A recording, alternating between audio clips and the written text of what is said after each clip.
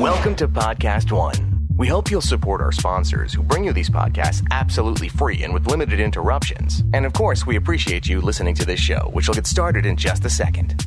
The Steve Austin Show is sponsored in part this week by DDP Yoga. On this show, we have a lot of famous athletes and celebrities, but this is a story about a regular person. Her name is Erica, and thanks to DDP Yoga, she now has an amazing and inspiring story to tell. Seems like Erica had struggled with her weight her entire life, and she was ridiculed, and as a teenager, she tried to end her own life. Erica eventually got married, had kids, but lost everything in a house fire one day. Thankfully, no one was hurt, but 10 days later, Erica lost her job. Despite her poor health and state of being, she knew she had to be a better example for her children. Inspired by the numerous videos of DDP Yoga success stories, Erica started the program and managed to get her nutrition and health under control. After dedicating herself to DDP Yoga, Erica, who started out weighing 326 pounds, was able to lose 160 pounds. DDP Yoga can work for all ages, weight, and fitness levels. It provides a tremendous cardio workout with minimal joint impact. So don't wait. Go to ddpyoga.com/Austin and check out all the great deals DDP has for listeners of the Steve Austin Show. There's also the DDP Yoga Now app for working out on the go, available on iOS and Android. Again, go to ddpyoga.com/Austin and be on your way to not only changing your life, but owning your life. The following program is a PodcastOne.com production. From Hollywood, California, by way of the Broken Skull Ranch, this is the Steve Austin Show. Give me a hell yeah. Hell yeah! Now, here's Steve Austin. All right, everybody, welcome to Steve Austin Show. I'm coming to you from the mean streets of Los Angeles, California today. I'm over here at 317 Gimmick Street. Before I get into the open of this podcast, I'm looking at my computer, and I'm reading about the Vegas gunman kills at least 59, injures 500, and shooting rampage. I'll tell you what, as I record the open of this podcast, it is October 2nd, 2017. It's 3:46 p.m. When I got up this morning, I got on my iPhone and kind of started going through the headlines, and I kind of did a double take. This before I had my coffee. I had to say, man, what is going on? So, man, I started reading about it, got some coffee. I came back into the room. I told my wife, I said, man, turn on your computer. You're not going to believe this. Anyway, man, some guy, I'll leave it at that. This is a family-friendly show. Got up in the Mandalay Bay Hotel, knocked out 2 windows, and had a bunch of full automatic, I guess, machine guns, whatever they were. I'm not reading enough of this yet. Man, just started shooting into a country music concert. Jason Aldean was on the stage at the time. Killed 59 people, injured 500. And then I guess in the time that it took to find where he was shooting from the window, he shot himself, took the cowardly way out. And I tell you what, man, my heart, my thoughts go out to anybody who lost a loved one. All those people affected by this. It is just absolutely despicable what this low-life piece of scum did, and just absolutely shocking. And so I had to say that my thoughts are with anybody and everybody affected by this. And I don't have any relatives there in Vegas that were at this show, but I mean, it affects me because, man, I feel for all these people, but I also just think you never know where you go, where you're going to turn to next, that something like this is going to happen again. It's just, people are going absolutely crazy. Just, I don't understand it. I don't know why someone would want to do something like this, but it sure makes you scratch your head. It makes you wonder, and it makes you hurt for the people that were directly involved in this, whether they were lost their life or lost the life of a loved one, a relative, etc.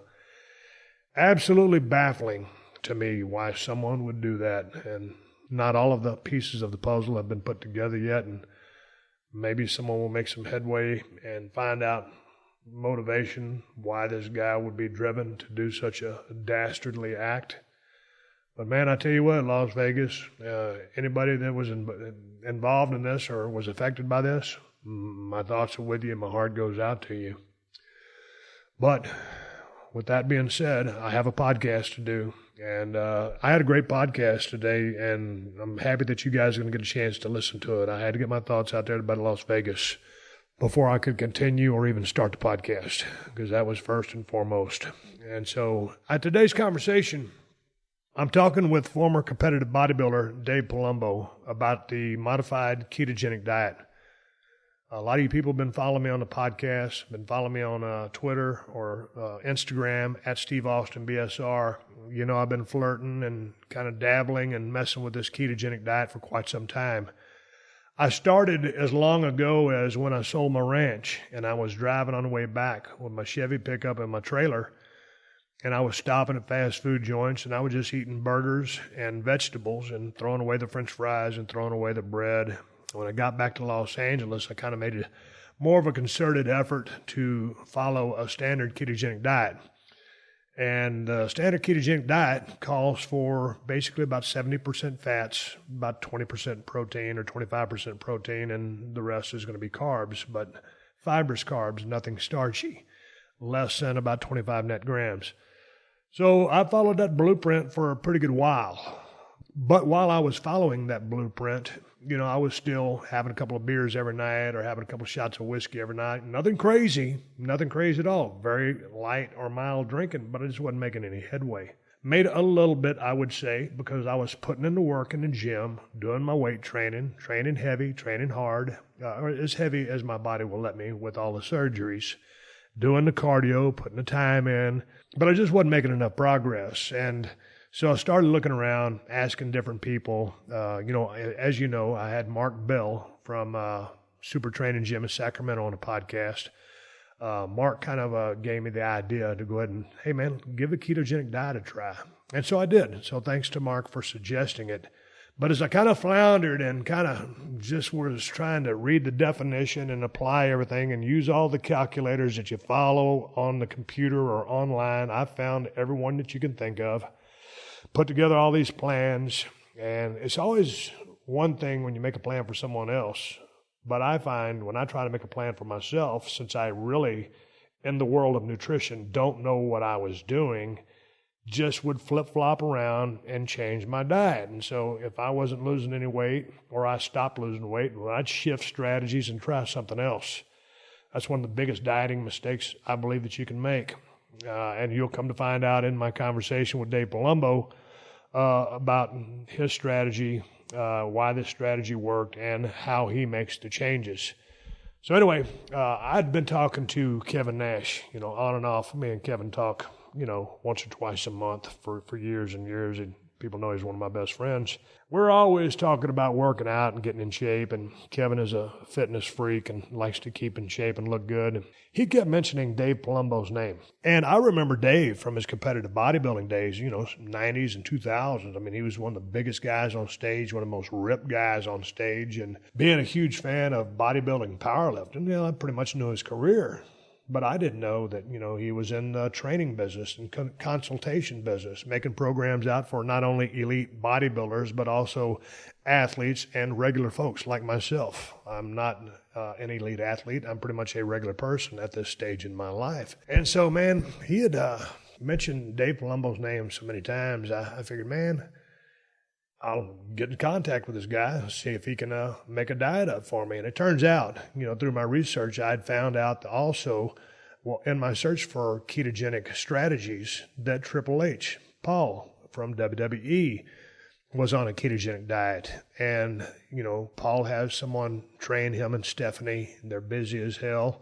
So they had the workout part of their lives in place. And so Paul was looking to Dave Palumbo for nutritional advice. Well, here's one thing I know about Triple H. If that guy is going to do something or work with somebody, he's thought long and hard about who he's going to work with, because the guy thinks about everything he does. He's very smart about what he does. And Paul is a fitness fanatic to begin with. He has been since the day I met him, and has always taken great care of his body. So if he's going to trust Dave Palumbo with his nutrition, I figured Dave had to know what he's talking about. And again, from looking at him on stage, he was huge and he was ripped.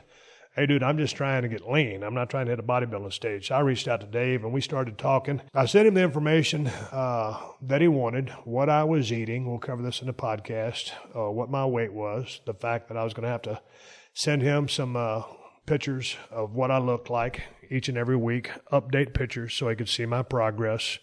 I would weigh in every 3 to 5 days and send him progress photos, and that way he could look at the weight, look at my pictures, and see what direction we needed to move with respect to the diet. And as I say in the podcast, I'd been researching standard ketogenic diets, high fat, moderate protein, low carb. I was down with that. So all of a sudden I get Dave's program, and it's high protein, medium fat, low carb. And from everything that I had been reading, hey, all that protein's going to kick me out of ketosis. Gluconeogenesis is going to happen, and my body's going to start making glucose or sugar from excess protein. So I was hesitant to follow the diet. I got a text message from Dave. I need you to send me those update photos. We got to get you ready for your show, Broken Skull Challenge. So I said, man, I've already hired this guy. Let me just go ahead and see if I can follow his strategy. And it's counterintuitive to what I'm reading. Everybody says it's too much protein. It's going to kick me out of ketosis.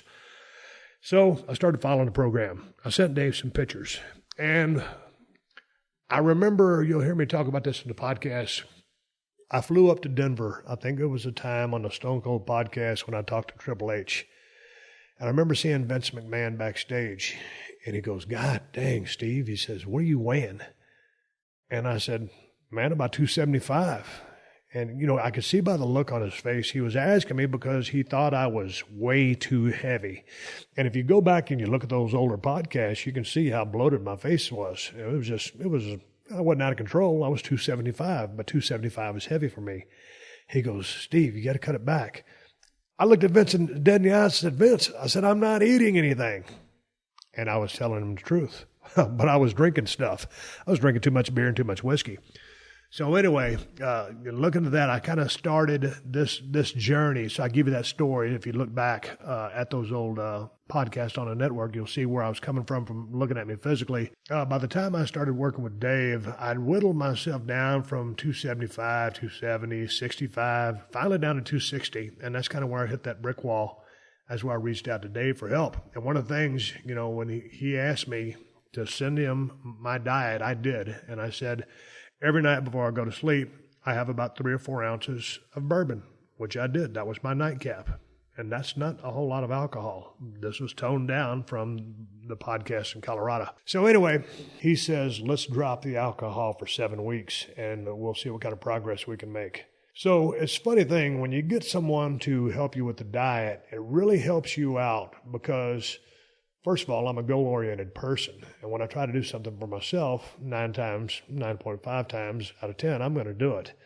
But with that diet and me liking to have a drink every now and then, and that's from back from my past way before wrestling, that beer drinking and all that stuff I was doing, that wasn't a work. That was a shoot. I like to have a glass of beer, and I like to have a glass of whiskey, tequila, Broken Skull margaritas, whatever. But they had to stop and they had to slow down in the name of fat loss. So I dropped that out. Dave said that's the greatest pre-bed workout shake I've ever heard of. He goes, do you just like to drink, or do you use it to help you sleep? No, I think both. Maybe it helped me sleep a little bit, but I like to drink. But you got to cut that out. And so the reason I'm talking to you about my diet is because I know that many people are in the same boat as me, wanted to lose weight or maybe need to lose weight. And man, I was avoiding the pink elephant in the room, and that was that nightly dose of alcohol. I had to eliminate that, and hiring a coach, someone I had to be accountable to other than myself, I had to eliminate that alcohol. And I stuck to my workouts. I followed everything to a T, and I started winding down to my current body weight from 258.6 when I met Dave. And then as I currently sit here at 242, my lowest weight was 241.3. I'll probably get down to maybe the high 230s. But nonetheless, I adapted the concept also provided by David Clark, the ultra runner who was on the show, the author of Out There, A Story of Ultra Recovery, when he was talking about, hey man, if you want to be a pro athlete, you need to live like a pro athlete. And he was just trying to run. So he said, I need to eat like a runner. And I needed to eat like a person who's trying to lose weight. I don't want to say I want to eat like a bodybuilder because I'm not a bodybuilder, but I needed to eat and drink like I wanted to lose weight. And so I did. I dropped out the alcohol. And so once I put all the pieces together, followed Dave's program, I got down to 242. Now you'll hear all these people, all the experts say, hey man, high protein or 340 grams of protein is too much on a ketogenic diet. Well, you'll hear Dave's argument why it's not. And you'll hear my thoughts on when I constructed my diet, that I was lower in protein, I was high in fats, and I didn't really feel that good eating all that food all the time. At first, I thought I was a kid in a candy store, being able to eat Jimmy Dean sausage and eggs, bacon and eggs every single morning for breakfast. Just the butter, Thousand Island dressing, just a whole kit and caboodle. Hey man, you do that for a few weeks in a row, it ain't all it's cranked up to be. And I feel better eating healthy foods, and that's what Dave had me eating. My fats came from good sources. My protein came from lean sources, and there was just a whole turnaround. So anyway, that is the podcast for today, and you'll hear me talk about some of the things. One of the things I want to say is, if you undertake any kind of diet strategy, or if it's keto, which was very effective for me, and I'm maintaining it or the lifestyle for quite some time because I like the effects and I like the lower carbs in my system, as you'll hear Dave body type me later in the podcast. But it's not a magic bullet. There are trade-offs. You got to sacrifice something, whether you're going to go low carb or no carb or whatever your strategy is. There's not a magic bullet. It is consistency, and it is sticking to the process and trusting the process and putting in the work for you to make everything happen. And that's what the podcast is about. And this is my journey. Everybody may have a completely different story. Someone might say, hey, Steve, BS, this is the best way to go about a ketogenic diet. Whatever floats your boat, this is what worked for Steve Austin, and Dave Palumbo helped me accomplish it. So this is my story. I'm sticking to it. You have your story. There are different strategies to employ. You should think and research about all these strategies before embarking on the journey yourself and seeing what best suits your lifestyle or your makeup. So the podcast with Dave Palumbo is coming up next. But before I get to Dave Palumbo and my modified ketogenic diet, hear me out about a great new show headed to the CW this season. Coming up this Monday, the CW brings you to the front line of drama with the new military series, Valor. 2 special ops helicopter pilots breaking boundaries and defying all expectations. Their bravery in the face of impossible odds earned them the Distinguished Flying Cross for Valor. But together they are finding that truth is the first casualty of war. During their last mission, something went wrong, something no one is talking about. So now they have secrets. But they're also patriots and refuse to leave any man behind. What would you do if you had to break the rules to do what's right? Would you stay grounded and step in line, or go to any lengths to learn the truth? They share secrets, go on clandestine missions, risk life and limb with only each other to depend on. How close would you get to the only person who really knows you? It's explosive new drama that pushes the boundaries between military discipline and human nature. The new series is right on target. Valor, the world premiere, after the season premiere of Supergirl, this Monday, only on the CW. My name is Raven, professional wrestling superstar, raconteur extraordinaire, and master of the lambada, the forbidden dance. Come join me and my sidekick Busby for a live podcast of The Raven Effect. Yes, sirree, The Raven Effect, my podcast with Busby. That's live on Thursday, October 5th at 9:30 as part of the LA Podcast Festival Preview Night at the Hollywood Improv. Come join us for this most momentous occasion. Tickets are just $15. That's it? I think we should charge more. Anyway, they're available at hollywood.improv.com. hollywood.improv.com. Again, it's The Raven Effect live. Easy for you to say. At the Hollywood Improv on Thursday, October 5th at 9:30 p.m. Go to hollywood.improv.com for tickets and a free cookie. What, there's no free cookie? Oh, well, quote the Raven, nevermore. This is the Steve Austin Show. Hey man, it's it's good to finally talk with you and see you at the same time, because we've been going back and forth on telephone, just a lot of text messages, and then I had to start texting you photos of my progress. And when we first started hooking up, I was like, I'm kind of hesitant to send pictures of myself because I'm really in not that good a condition. And I know you work with regular everyday people all the time, but you also work with elite bodybuilders, which you were at one time yourself. So nonetheless, it's great to talk to you and pick your brain. I'm obviously a little bit more simplified than you. That's why I came to you for your help. It was interesting because I was a fan of yours, from basically your whole competitive career, well, in the 90s and 2000s. And so I followed your career. And then all these years later, I never figured I would be working with you on a fitness program or eating program to get me leaner. So it's a pleasure to pick your brain for a little bit on the podcast. Absolutely. Hey, so what were your original designs or plans in life when you graduated from college with a Bachelor of Science, 3 years of medical school? What was the original game plan? The game plan was be a doctor, right? I mean, you go to med school, I'm in school, and, I was kind of like one of these things, like I just didn't want to start working, a real job. So I said, after college, let's go to med school. I got in, it was great, because it was very hard in the 90s to get into med school. So I think, well, I'm smart enough, let me go. And the first 2 years, the first week of med school is everything you learned in college. They rehash it in 1 week. And so I'm like, oh, this is going to be pretty crazy. But then, you get into the groove, and, it's all, the first 2 years is all classroom stuff. It's a lot of labs and anatomy and physiology. And I loved all that because I was into bodybuilding at this time.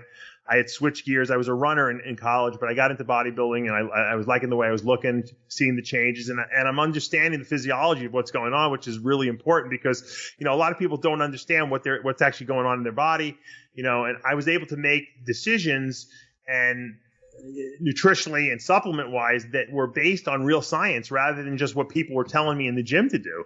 And I understood the mechanisms of what was going on. So that really empowered me, even though my physique didn't reflect what I knew, yet I knew that I was doing the right thing and I was making tremendous progress. And I think that was a huge, huge thing. The problem was I got to the point where I got to the third year of med school, and now you're in the hospitals doing rotations, working with doctors. And I'm realizing that these doctors, all they're doing is treating symptoms and giving freaking prescriptions. And I'm like, this is boring. I'm like, this is stupid. I like the physical diagnosis process, but no one cared anything about why these people were getting sick to begin with, why they were overweight, why they were diabetic, why they were this, why they had that wasn't a priority. And because of that, I became disillusioned with the whole medical field. And I felt like I was wasting a lot of time sitting in a hospital, working 36 hours. And I'm doing just menial things, and I just felt like I was wasting time. Something told me internally, you have that kind of monitoring system inside everyone's body where if you're doing the right thing or you're not. And my intuition said, get out. And I'm not one to quit anything. So I said, I'm going to take a year off from school, something I never did before. And as soon as I got out and I immersed myself into the bodybuilding world 100%, it just was like magic happened. I started having opportunities open up for me. I started doing well in bodybuilding. I was happy all the time. I started writing for magazines because they saw I had the ability to write. My father was a writer, so I had the science background with the writing talent, and it was the right thing to do, and I never looked back after that. It seems, and then obviously the science background played into your bodybuilding career, because when you hit the stage in your first contest, you were about $168, and you were going to compete, close to 270, 275 pounds. Now, I didn't know that you were a soccer player. I didn't know you had a long-distance running background. I would have never thought that looking at your physique. Looking back, would you describe yourself as a true mesomorph? It's a good question. I think I'm more probably ectomesomorph. I'm not. No one's a real true mesomorph. Everyone wants to believe they are, but I don't think anyone is. I think I err a little towards the ectomorph because I don't put body fat on. I have zero body fat. And it's really hard for me to gain weight. The good thing about what I was doing is that I have an enormous appetite. So if you have a very fast metabolism with an enormous appetite, it really works to your advantage because everything you eat gets turned to muscle. You never put fat on. You're just limited by how much food you can actually put down your throat, and that's something that I pride myself on being very good at. But during your days, when you hit the stage, you were one of the biggest guys on stage, and you were always one of the most ripped guys on the stage. So again, that goes back to you always been a very lean person. Yeah.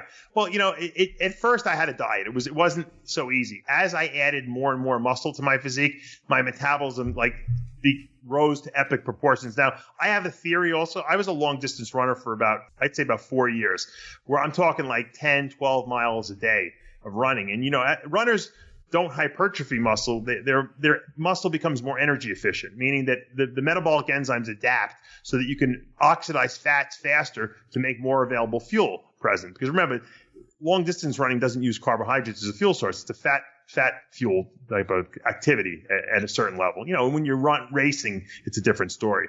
And I think that I permanently altered my metabolic rate, from that. And also you got to remember, the muscle cells of long distance runners and endurance athletes don't get bigger, but they do still produce more nuclei. So you're getting more. You actually are producing new cells.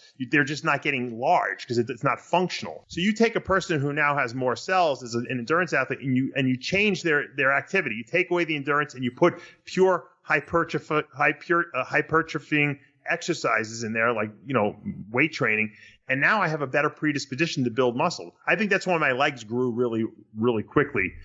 Whereas my upper body was a little more difficult because obviously I wasn't putting my upper body under the same oxygen deficit scenarios that I was doing with my lower body. And, so I think that the running had some kind of, and I've seen this with other runners that switched to bodybuilding. My friend Roman Fritz in Germany was doing the same thing. And he also doesn't get fat. I think, we permanently altered our metabolic rates to a certain degree. Okay, we're going to eventually get to the keto diet that you put me on. And I came to you for your advice. I was talking to one of my friends. I've been talking to him for years, Kevin Nash. Yes. And he had mentioned your name in several conversations. And so finally, I reached a point of frustration. I said, you know what, let me reach out and give this guy a call and see if he can help me out. And so that's how we hooked up. But just to continue a little bit more with your evolution as a bodybuilder, from you starting out with that running background at about $168, obviously with the bodybuilding lifestyle, the gear, but we're talking diet. And you seem to be the keto guy when people talk about bodybuilding keto. Now, it's a modified keto with higher protein, moderate fats. But in those formative years, were you consuming tons of carbs to help you grow to the length to the size that you grew?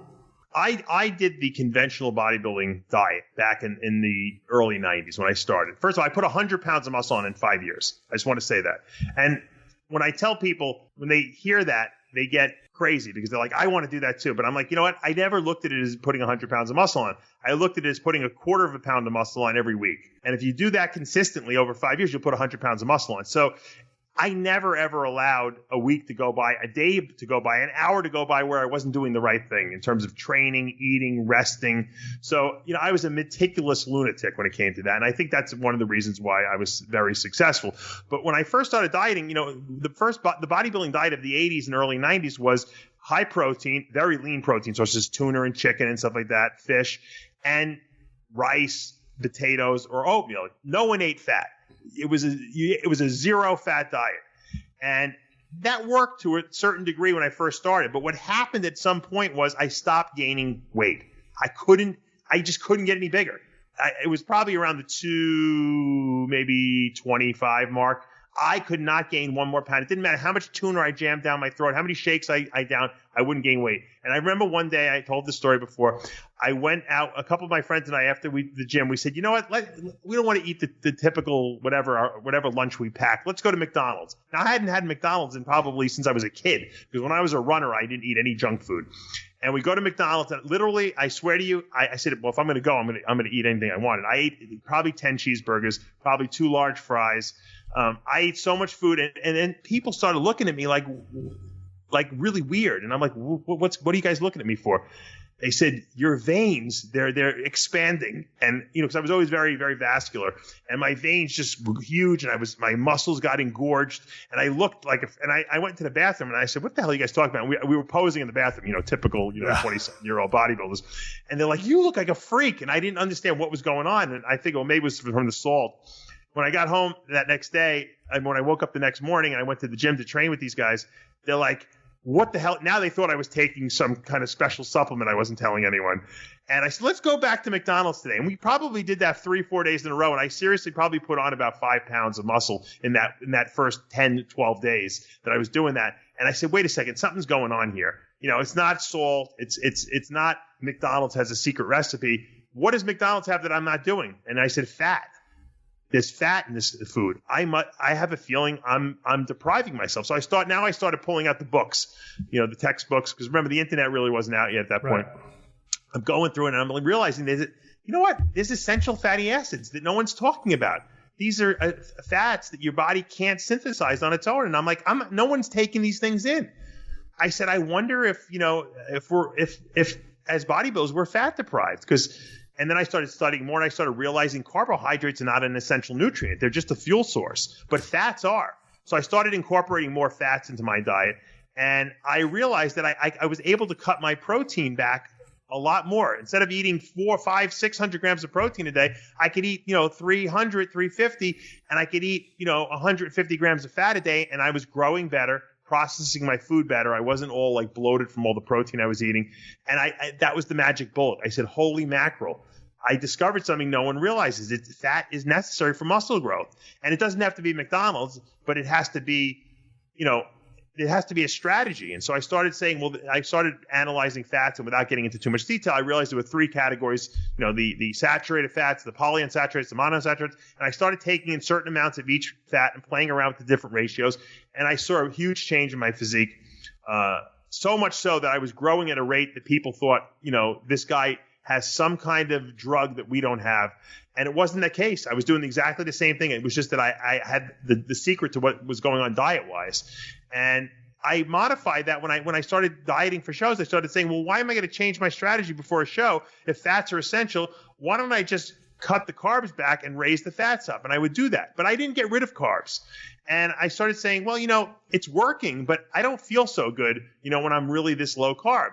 So I started studying about ketosis and the Atkins diet. And, Dr. Atkins, basically, his theory was eat whatever the freak you want. Just don't eat carbs, because carbs cause insulin release. And if you don't eat carbs, your brain will switch its metabolism and stop burning carbs or looking for carbs, and it'll start using fats. And the type of fats the brain uses are called ketones.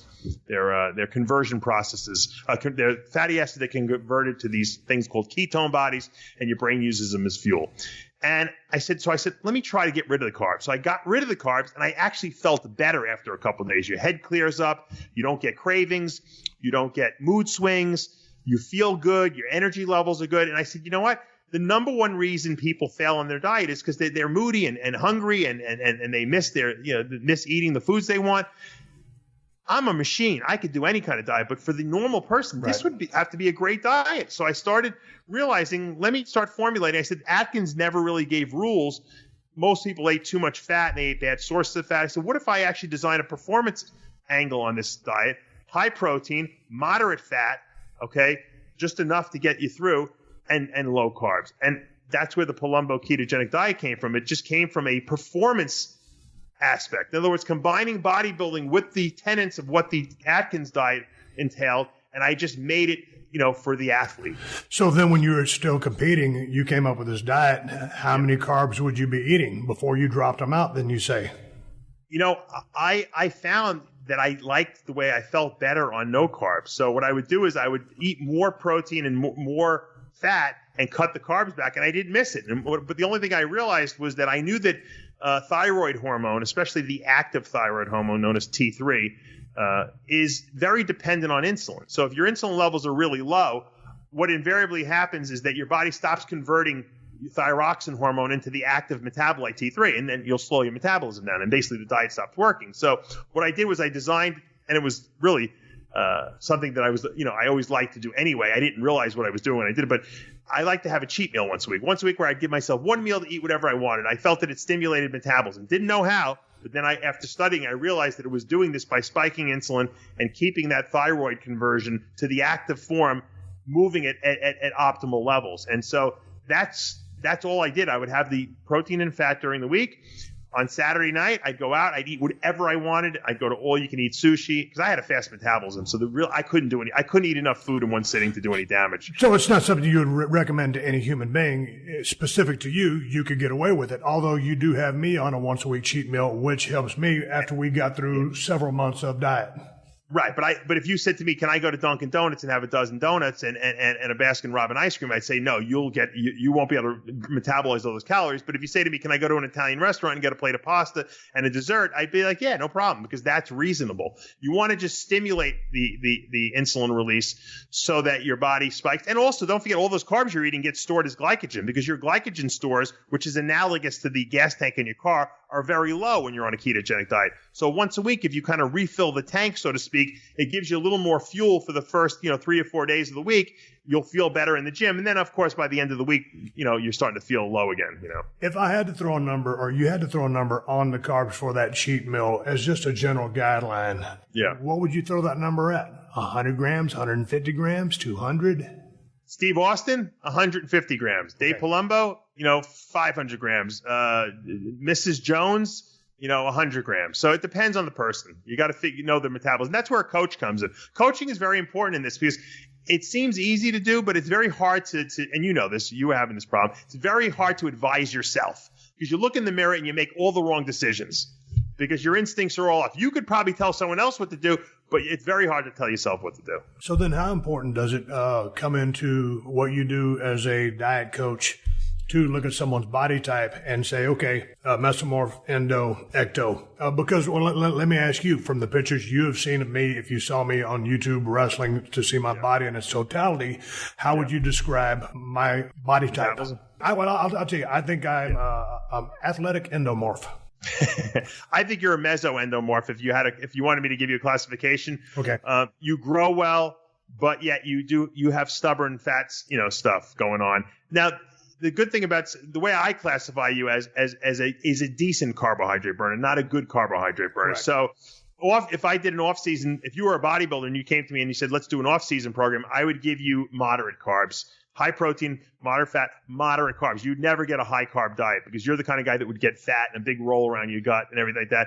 Likewise, if I diet you, I know I can push your body harder, because I know your body will hold that muscle too. You're not going to lose muscle. Whereas someone like myself, if I push myself too hard on the diet, too much cardio, I'll actually eat up muscle. So you have a good metabolism in the sense that you no matter what you do, you're not losing muscle. So if you were to work with anybody, you're kind of known as a keto guy, but you don't necessarily put everybody on a keto diet, because there's not one strategy for every person. So How do you go about making that decision? Because I came to you and I said, hey man, I've done it all. I'm kind of stuck. I'd like to try keto. I've tried it in the past. I gave up on it, but I'd like you to take me through it.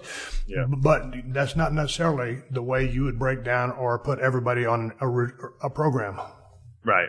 Well, bodybuilders are, especially the elite bodybuilders, are very genetically blessed. So a lot of them don't fit the rules. Agreed. There are some guys that can't eat fat. These guys are such muscle builders that if I give them too much fat, they will never lose weight. They'll just keep building muscle while they're on a diet on like no calories. You'll be like, holy mackerel, how the hell are these guys? So you have to be almost like Sherlock Holmes. You have to ask the right questions. You have to have very good powers of observation, and you have to be able to know your client. You can't just treat everyone like a template or textbook. That's not to say that your diet that I gave you wouldn't be the same diet I gave someone else who was in the same metabolic situation that you're in. So, you came to me and said, look, I'm doing this ketogenic diet. I'm not losing weight. And then I have to ask the questions, well, what are you eating? I know you're an athlete. I know you train with weights in the gym, and I know you are under eating protein. So I'm saying, here's a guy who's starving his body of protein. There's no way his body is going to let go of stored body fat if it thinks it's deprived in anything. So, and if you notice, all the things that I recommended you take in addition to the food you're eating, supplement wise, are things to prevent your body from thinking that it's in a deprived state. I'm giving you an essential fatty acid supplement, because if you don't eat that stuff in your food, even if you're on low calories, your body will think it's fat deprived. And if your body thinks it's fat deprived, it's not going to let go of fat in your trouble areas. Men around their waist, women in their butt. Okay. You asked me when I got in touch with you, hey man, you're going to send me your diet, tell me what you're eating, your weight, and then send me a picture from the front and back. Right. So I sent you everything that I was eating. And this was, I'd started flirting with the idea of a keto diet some months before I got into contact with you. And this is all about standard ketogenic diet, which is higher fat, moderate to low protein, and probably under 20 net grams of carbs.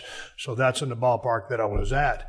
And I also told you, well, right before I go to sleep, I drink 3 to 4 ounces of bourbon. And you emailed me back. You said that may be the greatest pre-sleep shake I've ever heard of in my life. He goes, do you just like to drink, or does it make you go to sleep? And I was like, no, I just like to drink.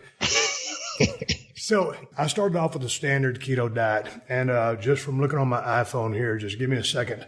When I shot you, I won't go through the details of the food. I'll just say it was lots of eggs, bacon, cheese, avocado, protein, flaxseed oil, chicken thighs, and real butter. And so I sent you those ingredients, those food items. It came out to, give or take, 244 grams of protein. Net carbs was 13, and my fat was at about 200 grams of fat. And alcohol was at 31 grams. And you sent me a diet back, which was at about 350 grams of protein, 23 grams of carbs, and 134 grams of fat, 0 alcohol. Where did I go wrong? Dave, I looked on if there's a calorie calculator on the internet, I have seen it. Then I started going to the keto calculators, the standard ketogenic diet versus the modified ketogenic diet versus the cyclic ketogenic diet. I don't know that I went wrong, but I wasn't losing weight, because when you added up all the macros, we were within 200 or 300 calories of each other. But I wasn't really progressing. They did a great study at the National Institute of Health where they took 3 groups of people, all obese, borderline type 2 diabetics, but not on any kind of medication. And they said to these people, listen, we're going to give you 2 shakes to drink. We're not going to tell you what's in them. We want you to add them to your current diet. We don't want you to change the food you're eating. We don't want you to work out if you haven't worked out. Just keep doing everything you're doing. Just add these 2 shakes. Now, the calorie proponent people would think that, well, if you add 2 shakes of 400 calories per day, you're going to gain weight, right? You're going to get fatter if you're overweight already. And, the group 1 did exactly that. They got fatter, the waist circumference increased. Group 2, nothing happened. Group 3, they lost body fat, increased lean muscle, waist got smaller. Adding 400 calories a day. And when they looked at the results, they realized that group 1 was drinking carbohydrates. So carbohydrates have what we call a negative partitioning effect on the body. They basically tell the body store fat. The second group took in soy protein exclusively. Soy protein, which is very low in branched-chain amino acids, which are important to the muscle-building process, nothing happened to. So the body's just metabolized the protein off. The third group, who took whey protein isolate in, they gained muscle and lost body fat. And it made sense because when you take in sources of protein that are high in branched-chain amino acids, animal sources of protein, whether it be whey protein or eggs or beef or chicken or fish, these branched-chain amino acids that are found within the protein sources themselves have almost like a drug-like effect on the body. They instruct the muscle cells, specifically through something called mTOR, to start building muscle. It doesn't matter if you train or not. It happens. It's what's called a positive partitioning food. Now, to fuel that process of building muscle, the body will use stored body fat for this. So just by adding these calories, these people built muscle and lost fat. Now, imagine if you combine that with weight training. What happens? So when you combine the right foods, the positive partitioning foods, those are lean sources of protein, essential fatty acids, fibrous carbs, your body will just naturally build muscle and build muscle and burn body fat. If you take in negative partitioning foods, carbohydrates, saturated fats, sugars, you're going to store calories. So what I did basically was I skewed your diet more in favor of these positive partitioning foods, knowing very well that your protein requirement also is much higher because of your weight training. The standard ketogenic diet addresses the average, couch potato that doesn't do anything and that wants to be lazy and wants to eat the same junky foods they always ate. So they give them the same foods. They just take the carbs away from them. It's a lower protein, higher fat diet. It works theoretically because insulin is still low, but it's certainly not going to give you a nice looking physique that's muscular and lean. Well, it's very interesting because, man, when you start talking standard ketogenic diet, I mean, you have your diehards that stick to the high fat, and they're talking about 70% body fat, around 20% protein, give or take, and then, just a few carbs. And they will argue the point that if you eat too much protein through gluconeogenesis, your body's going to convert protein into glucose, and therefore that will knock you out of ketosis. And so when you first kicked me this diet, I was hesitant to start it because I'd done all my research on standard keto. I've got to know more than this guy. Here's what Wikipedia says. Here's what all these websites say. And, you sent me the diet, and I didn't respond to you for about a week or 10 days. And you kicked me another email. You said, hey, man, how you doing on that diet? We need to get you ready for Broken Skull Challenge. And I said, well, I've already talked to this guy. We're working together. I need to answer him. So I said, hey, I'll get started on the program. I just needed some reaffirmation about, was this the right way to go? Because it went against everything that I'd read on the damn computer. But and I hired you to help me out, but I was a doubter. So I said, F it. I'm going to give this guy the benefit of the doubt and do what he says because his track record speaks for itself. So it took me for, 7 to 10 days, Dave, frankly, to buy in. And then once I did, the weight started coming up. But what do you say to the people that are just the standard? And I'm not saying anything negative about standard keto diets. If that's what works for you and it gets you results, more power to you. Because the whole time when I'm eating Jimmy Dean sausage, eggs, and bacon for breakfast, I'm thinking, man, I don't know how the hell this is supposed to work. Because I'm eating a bunch of shit that really ain't supposed to be that good for you. And your first few attempts at a keto diet, you're thinking, hey man, this is great because you get a couple of drinks in you. I mean, these are the dream foods that you want to eat. But then all of a sudden, you start living on this stuff for a couple of weeks at a time. It's like, uncle, I want some variety or I want something healthy because I feel like grease. So let's talk about high protein conversion to gluconeogenesis to convert that to glucose and knocking you out of ketosis. Break that down for me, Dave, because the diet you created for me has worked wonders, and we'll go through the paces as we go forward. But speak to me about standard keto, modified blood sugar and all that. Now, you got to remember, the term gluconeogenesis literally means the production of new glucose, and that occurs in the liver and somewhat in the kidneys, and that's always going on in your body. No matter what diet you're on, you're always producing glucose from amino acids, at a small rate. That's why, if you ever talk to a type 1 diabetic who produces no insulin, not only do they take insulin with their meals, they take it a long-acting insulin that works like while they're sleeping at night and during the day because their bodies are producing glucose even if they're not eating sugar or carbs. So that always happens. Now, the question is, why would more protein that you're eating convert to glucose? Well, if you ate just protein with no fat in it, your body would be looking for a fuel source, right? And if you're only eating protein, the obvious choice was your body would convert some of that protein to glucose so that your body has a fuel source. That's why a pure protein diet doesn't work.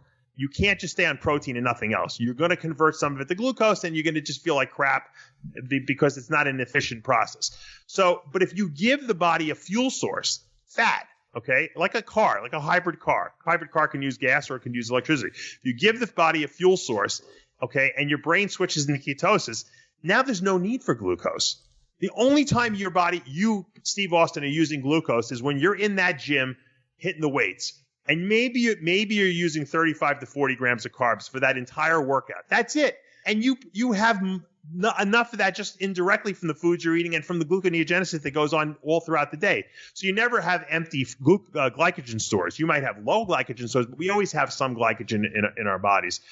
So that's not a problem that the athlete who works out has to face, because we have, number one, a high protein requirement, so the body's going to use that protein anyway. And secondly, we're giving the body a fuel source to use so that it doesn't have a need to convert the protein into glucose. And that's where people go wrong. Now, if you're a couch potato, you don't do anything all day long, okay, you might benefit better from less protein because you don't really need the protein to repair anything aside from the enzymes, the hair, nail, skin, and all that normal stuff that gets replaced. But you don't have the skeletal muscle being broken down to the degree that someone like yourself or myself or a bodybuilder would do. So, Dave, what body weight are you walking around at right now?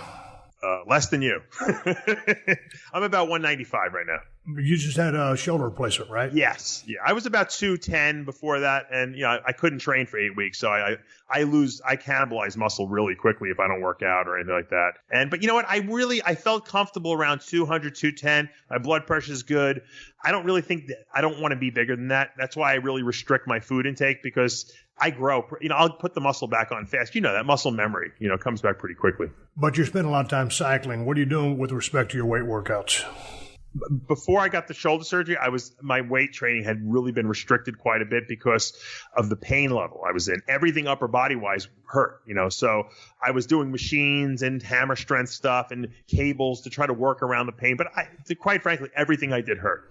So that's why I got to the point where I was just like, you know what, enough of this. Let me get the shoulder done. I'm going to get the other one done probably next summer. And at least I could work out again because I enjoyed training. It's a different story. Some guys just don't like working out. I actually like working out, so I want to go back to the gym, but I'm not doing it to be huge anymore. That doesn't serve me anymore, but I want to be able to do it, the activity because, like you said, you mentioned something very, very prudent earlier today. You said when you ate the Jimmy Jean sausages in the butter, you felt crappy. Your body knows what good food is. It knows what junk food is. People ask me all the time, they're like, why don't you eat cakes or cookies? You got a great metabolism. You could burn that stuff up. I say, you know what? I don't feel good. I'm not productive. I can't sit in front of a computer and work for 10 hours like I do now. I like to feel good. So to me, I'd rather eat more good food because my body knows it's the right thing to put into it. Yeah, and basically in asking that question, I want to know what your activity level was. I knew you had the shoulder surgery, but are both of the shoulders just a result of all the heavy training over all the years? Probably. I am very flexible for a bodybuilder. Like crazy, splits and stuff like that without even trying. I think that's very functional as an athlete, but I think as a bodybuilder who's trying to push ridiculously maximum weights, what happens is your joints kind of grind a little bit because there's too much movement in there. And so while you don't really tear muscles when you have loose joints, you wear your joints away. Guys who have tight joints never have joint problems, but then they wind up snapping muscles in the gym, you know what I mean? Because something's got to give, at some point. And I just, got unlucky. And watching some of your videos, I know it was a day in the life of Dave Palumbo, and I want to talk about your move to Florida and the snakes. Sure. There's a lot of great interest that I didn't know you had, but I was watching you. One of your favorite restaurants, and you had a bowl full of rice, and I'm thinking, that's counterintuitive to everything that I've talked to Dave about because he's almost, he's the keto guy. Yeah. So you're walking around between $1.90, $200. And you're not a calorie counter. You like to go by proteins and fats. So just as a person who's walking at $1.90 range, what are you taking in every single day, give or take? Because I'm a guy that measures. People that talk to me and they want to throw numbers at me, if they're not giving me numbers, I'm not buying what they're saying. The first thing I look for when I go to a restaurant is protein, obviously. That's the first thing. Then I look for fats. So I'm looking for what's my protein source, what's my fat source, and then the rest of it's carbs. So it depends on how I feel. Like I said, I have a very good metabolism. So to me, for health purposes, protein and fat is number one, and then the carbs are kind of just the additional stuff. I like rice. My body metabolizes it really easy. It doesn't sit in my stomach for a long period of time, like some of the other carbs, like pastas, tend to be a little heavier. So to me, I look for things that digest quickly. Like just for instance, for lunch today, I had a piece of salmon. I had some brown rice. I mix in some frozen mixed vegetables in there. I cook the rice with the vegetables together. I rip apart some raw broccoli and kale. I put it on top. I mix everything together. I put about 2 tablespoons of macadamia nut oil, the brand that I make, the Species Nutrition brand, and I put some salt and pepper on it, and that's my meal. That's a great meal for me. It's high protein. It's got good moderate fats. Oh, and I'll cut up half an avocado in there. So I got the avocado. I got the mac oil for the fats in there. The salmon has a little fat, obviously, in there. I got my fiber from my vegetables, and I have, I'm using brown rice, which has fiber in it, and probably my rice, I'm probably only eating about, 50 grams of carbs, which is not a lot for someone like me, but I'm eating a lot of protein. I'm eating a lot of fats, In the diet that I shot you that I'd come up with, man, I had my drink every single night. And that was cutting down for me because, make no mistake about it. Everybody knows through my past in WWF as Stone Cold Steve Austin, I was a guy that drank a lot of beer. And that was not something we just did on TV. That was what I was. I drank a lot. And trying to get back in shape or trying to get in the best shape I could, I sent you my diet. You said, hey, man, man, let's eliminate the alcohol for the next 7 weeks and get on this thing and see what we can do. Talk to me and more importantly, my listeners, because I've learned in doing this. When I set my mind to doing something, that was one of the things that was cool about hiring you as a coach. I mean, you have to be, first and foremost, I got to be accountable to myself. But if I have a guy with a track record with knowledge and I'm paying for that knowledge, I need to do my part. If he's telling me to do 45 minutes of cardio, which is what we started off doing, I'm doing that. We're hitting every body part once a week. And this is exactly what I'm eating, 100% to a T. I can't throw that 4 ounces of bourbon on there every single night. No. So with respect to alcohol, I know it jumps first in queue in line to be burned off because the body treats it as a poison. It must be eliminated before you can continue to burn fat. But just from your standpoint, were you ever in your life a drinker, or were you just always into the bodybuilding lifestyle? When I was bodybuilding, 100%, I didn't do any recreational drugs. That any kind of alcohol or anything like that, because my dad was beat into my head literally when I was a kid. If you're an athlete, athletes don't drink. And if you want to be the best, if you want to leave the door open, let someone pass you because you got to drink some beers or you got to go drink whatever hard alcohol, you're a fool, he said. So don't waste your time. So that always stuck in my head. And it's interesting what you said about the alcohol. Alcohol gets metabolized by the liver, but the caloric load from it still has to be dealt with. And people think, well, alcohol is metabolized differently. Alcohol is almost as many calories per gram as fat. It's 7 calories per gram. The problem is that they're empty calories. They can't be used for fuel. So your body just stores them. Most people, if you have a fast metabolism, you can store them and then burn them. But it's definitely short-circuiting your fat burning in your body, because here you're storing the alcohol calories, and then you got to burn those up before you actually get into getting back to burning stored body fat. So you're going to bed at night hoping you're going to burn. I'm hoping you're going to burn fat, and you're storing calories because you're drinking this bourbon. You're actually turning off the fat burning machinery at night. Which obviously is going to inhibit your weight loss. One of the things in working with you versus working with myself, man, because I have the propensity to get on the internet and read every single diet that everybody's been on. And so I would just jump from eating program to eating program and, thinking that I knew it all. And God dang, I was working my ass off. And then on top of, having a few drinks, I was getting nowhere. And so in working with you, I started this program, give or take, on June 20th of 2017. And I had whittled myself down with my system down to a real badly composed 258 pounds.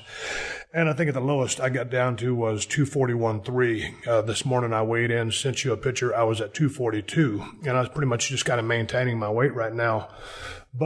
And one of the things we did after I started the initial eating program, I was doing my due diligence, but we stayed at the same body weight. And then so I sent you the results, sent you the pictures. We dropped out an ounce of protein at each meal. And then that's when things started coming off. That's when things started happening. So with respect to the regular everyday person out there that's going to try to go down the road I went on that jumps all over the place, speak to how you, as you told me, like to only change one thing in the diet at a time so that you can maintain consistency, or what the result is going to be before you make the next change, because your changes are so minimal. I was like, man, this guy's crazy. But the proof is in the pudding. I lost, 16, 17 pounds, and a lot of body fat, and my shorts barely fit. So talk to me about just how you go about making the small changes in the diet, Dave, because I know many people do exactly what I do, looking for an instant result. Yeah. I think the biggest mistake, Steve, that people make is that they don't treat diets like a science. I mean, if you're going to build a bathroom, you're not going to just go watch everything on the internet and start doing 40 different ways. You got to have a plan. You got to have a blueprint of what you're going to do. And I have in my head the blueprint of how to get people in shape. And I teach this to people. I have a course called The Secrets of Becoming a Diet Guru. Of course, I teach people how to become coaches for dieting. I do plenty of YouTube videos explaining stuff about diet. The science of dieting does not change. What I'm teaching is it's not an if or and. It's the definitive science of what's going on. The problem with bodybuilders is that bodybuilders are very genetically gifted, especially at the upper level. These guys can do anything and lose weight. And so most people watch these guys and they try to emulate it and they fail. And they're like, I don't understand why it's not working. Because you got to have the science down, because for 99% of the population, it's not going to work. And that's what you were trying to do, is follow all these bodybuilder diets, but these guys don't even know why it's working. They can't, they're just lucky because they have such a good metabolism. They can eat anything they want. And as long as it's structured, they get in shape. So I created a diet, with rules based on the science of what's going on. And obviously what I try to do is give people a little more than they need, a little more food, a little more leeway, so that I can start making changes when things don't work. And like you said, like a scientist, if I change more than one variable at a time, then how do I know what's working and not working? So what I do is I'll add cardio, or I'll change the food intake, or I'll add a fat burner. You can't do more than one thing at a time, or you don't know what's going on, and then I'm not doing my job. I want to have complete control over everything that's going on in your body as your coach, so that if something does go wrong, I know how to fix it. A lot of guys take, look, I can't tell you how many guys have come to me and said, Dave, can you help me? I'm like, well, let me see what you've been doing. And they send me an email, and I'm looking at the very diet that I wrote. It's exactly word for word, punctuation the same. Someone just took my diet, pasted it into an email, and was charging this guy for it. The problem was he didn't know how to manipulate it because he didn't understand the science of this guy. So now this guy comes to me, and I'm like, you know what? I got to be honest with you. I'm going to help you, but I'm going to give you the same diet. I'm just going to my coaching skill comes in how I alter the diet, how I tweak the variables, because that's how you're going to get improvements, But it's funny because I saw that very same diet that you're speaking of. They have a 200-pound version. They got the 250-pound version. I'm like, hey, man, because I saw it, but I said, I ain't following that. I'm going to go to the man himself and see what he makes for me. Was it in the same ballpark? Well, yeah, it was in the same ballpark, but everybody's different. And as someone who has looked at, dare say 20 diets and tried to follow them verbatim, speaking for myself, I've done that. Any diet, just because you weigh the same as somebody else, might it get you results? It might, but think very hard and fast before you decide just to arbitrarily go down that road, because it might not do a damn thing for you. You have to have a game plan. And I'm not the only coach out there who can get people in shape, but there's got to be a game plan. But there's a lot of people like yourself out there that are very scientifically motivated. In other words, if you know the science and why you're doing what you're doing, you feel much more comfortable doing it because you understand the logic behind it. Some people don't care. Some people listen to anything you tell them to do. They don't even want to know. Ronnie Coleman, when Chad Nichols helped Ronnie Coleman win 8 Olympias, if you ask Ronnie to this day, he probably doesn't even know what he was doing. He was just listening to whatever, piece of paper arrived in the mail, and he followed it. But, the people that ask the questions, and I always encourage my clients, ask questions. Ask me why. If your coach can't tell you why you're doing something, guess what? It's probably not a good idea to listen to him. I say ask me why, because I want to explain it to you, because if you understand why you're doing it, you're going to feel way more comfortable, and it's going to give you the confidence to do the diet and move forward, knowing that I have a game plan behind it. All right, I'm taking a pause in this conversation with Dave Palumbo and get back to our discussion. First, I got to give big ups to TrueCar. When you're looking to buy a car, it's important you're getting real pricing on actual inventory. Often enough, this is not the case, as people configure cars online only later to find out they're not available. But with TrueCar, you get real pricing on actual inventory. This is not pricing from TrueCar, but from an actual dealer, and even more so, a local certified dealer of your choosing that is committed to offering you a competitive market price. TrueCar users are more likely to enjoy a faster buying process when they connect with TrueCar certified dealers. There are over 13,000 TrueCar certified dealers nationwide. When you're ready to buy, visit TrueCar to enjoy a more confident car buying experience. Some features are not available in all states. And while we're on the subject of cars, let's figure out how you can save hundreds of dollars on car insurance for that vehicle. All you have to do is go to geico.com, and in 15 minutes, you could be saving 15% or more on car insurance. You can finish listening to this podcast and immediately after go to geico.com and get yourself set up. Extra money in your pocket? It just may be the most rewarding thing you do today. Hi, this is Chef Mance from the One Man's Opinion podcast. The biggest betting weekend of the year is finally here, which means more updated odds and props for Super Sunday. BetOnline is the world's most trusted betting platform and your number one source for online betting. They have hundreds of prop bets, MVP odds, and exclusive endgame live betting, making BetOnline your ultimate game day companion. With the largest selection of odds on everything from NBA, college basketball, NHL, and MMA, BetOnline provides you with all the action. Whether you're a seasoned fan or a first-time bettor, BetOnline offers you everything and more to enhance your game day experience. Visit the website today and make game day action count a little bit more. BetOnline, the game starts here. Ladies and gentlemen, welcome aboard this Air France message. With Air France, your journey to France begins when you set foot on the plane, starting with a complimentary glass of champagne in every class. And in business and La Première, savor a 5-course meal with cheese and wine and unique menus created by some of the greatest French chefs. Enjoy a taste of France before you arrive. Bon appétit. Elegance is a journey. Air France. PodcastOne Sports presents Attack Each Day, the Harbaugh's podcast. Every Tuesday, you can hear Jack Harbaugh. We're going to attack this day with an enthusiasm unknown to mankind. Jim Harbaugh. What the hell's going on around here? And JT Rogan share their stories from on and off the field. Past guests include John Harbaugh, ESPN's Adam Schefter, and Pardon My Takes PFT and Big Cat. So don't miss an episode of Attack Each Day, the Harbaugh's podcast. Every Tuesday, exclusively on PodcastOne.com and the new Podcast One app. Just a sample of what's coming to Podcast One Sports. The Steve Austin Show. The Steve Austin Show. Hey, let's talk about going into the keto diet just for a little bit, because as you mentioned or alluded to earlier in the podcast, hey, once you first start dropping up those carbs, you're going to get the keto flu. And you're just going to be tired, run down. You might have a runny nose. Man, I got the keto flu. And then on top of that, about 2 weeks later, I actually got the flu. And I'm one of those kind of people that does not get sick at all. And it knocked me on my ass. I was sitting there thinking, holy smokes, it's about 2 weeks worth of flu. So I got the keto flu. And then, I'd been kind of experimenting with my version of the standard keto diet. So I'd kind of dropped out, my glycogen reserves. So I'd kind of lost the water weight prior to you. Once we started this process, at the 258 mark, we set the cardio at 45 minutes a day, and then we adjusted it accordingly. And so, like I said, from 258 to a low of 241, 17 pounds.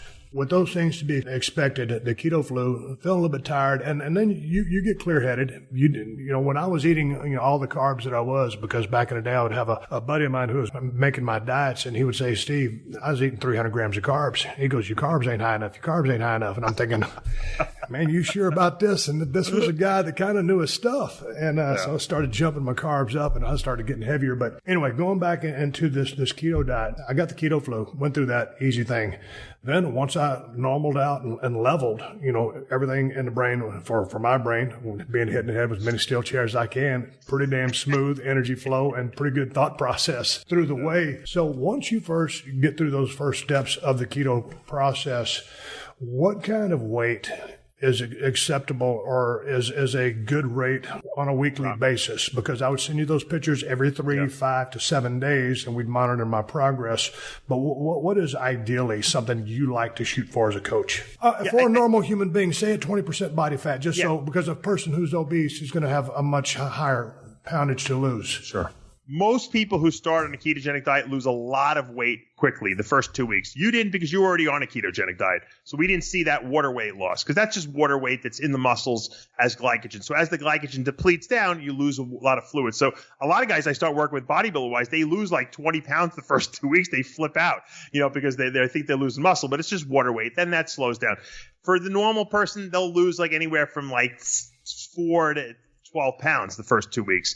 Once that's gone, okay, and the glycogen's depleted, then we're looking at 1 to 3 pounds a week.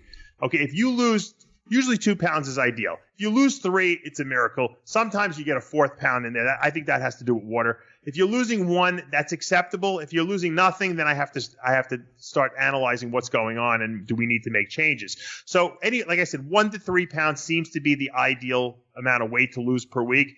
And I'm not a calorie person, figure out, but that's that's usually the way it goes with every diet. They always say 2 pounds a week is kind of like ideal for a person to metabolize. There were a couple of bumps along the way. I think probably twice I went off the reservation and on a late night just raided every single thing in the kitchen. But after I did that, I had to get back on my horse and say, hey, man, I'm reporting to Dave. I got to send his ass some pictures, and I need to get on my game plan. But 2 times I did go off the reservation. We had some problems there. I was out filming Broken Skull Challenge, and I was talking to you. I'd got a little frustrated during the process because I started holding water, and the scale wouldn't move. And I was sending you the pictures about every 5 days so you could, judge my progress. And it came down to, I guess what we came up with was, 1, being in the sun all day long, getting burnt, makes you hold water. Yeah. Also, being on your feet all day long can cause edema or holding a little water, in your extremities, your lower extremities, particularly legs, ankles, which I was from being on my feet and on my legs all day and out in the sun. So it frustrated me, though, because I knew I was doing everything right, but the scale wasn't moving. Mm. Yeah. I mean, there are definitely people who I help a lot of bodybuilders, and when they get to really low body fat at the end and they're doing a lot of cardio and taking a lot of, fat burners, they have trouble sleeping. And if you don't get enough sleep, your cortisol levels really go up. It's a stress hormone. That's what's released during stress. And when you're on your feet all day, or you're working, on the set of a TV show all day, very stressful because you don't even realize that you're under stress because you got to do certain things. You're there. You're not in a comfortable environment. When cortisol goes up, you hold water. I mean, think about it. If you've ever had to take prednisone for anything, I mean, what's the first thing that happens? You gain weight from it. So, and it's not just water. A lot of times it's fat gain. So we don't really want high cortisol levels. That's why it's important. And I always tell people not to use a lot of stimulants when you're dieting. Some people have this propensity to take oodles and oodles of caffeine and these pre-workouts and anything they can get their hands on that will stimulate them. That's not good. That stresses the body out. That causes cortisol output.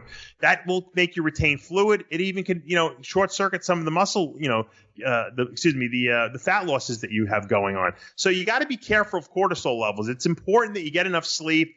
It's important that you take days off from the gym. I know guys that when they start dieting for a show, they want to train every day, 7 days a week. They're in the gym. And after a while, they just crash because you got to give your body a chance to recover. And that's one of the biggest things that I also try to control as a coach is how much output a person's giving.